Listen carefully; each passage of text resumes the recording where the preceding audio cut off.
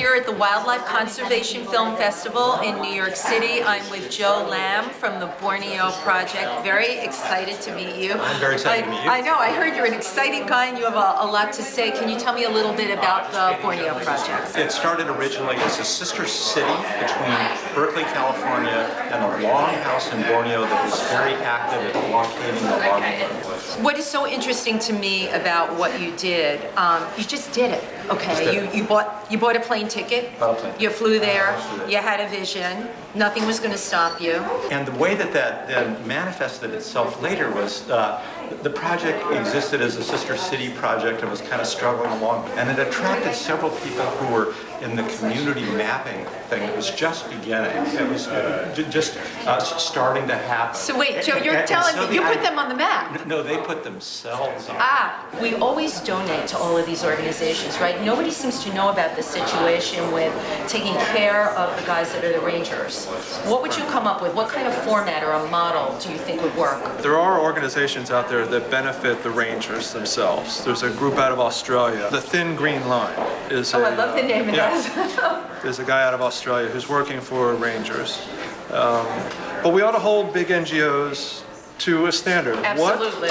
What criminal have you put in jail? Show me a circumstance where your work put a major Pablo Escobar level ivory trafficker or rhino trafficker or tiger trafficker in prison. And then I will support your effort to stop wildlife trade. Tell me what you're doing now. What we have done is we've made a real commitment to build the capacity of Africans to become stewards of their own biodiversity, because that is the future.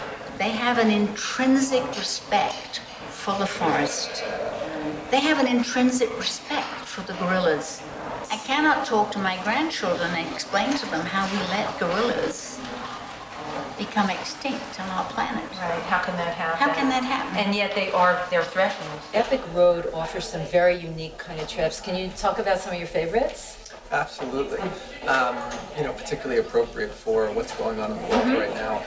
We have some experiences where you can really understand what's going on with the big cat population. Right. As you know, 90% of the lions have been decimated in the past 50 years. People don't know that. 90% of the lions, and this is because of poaching.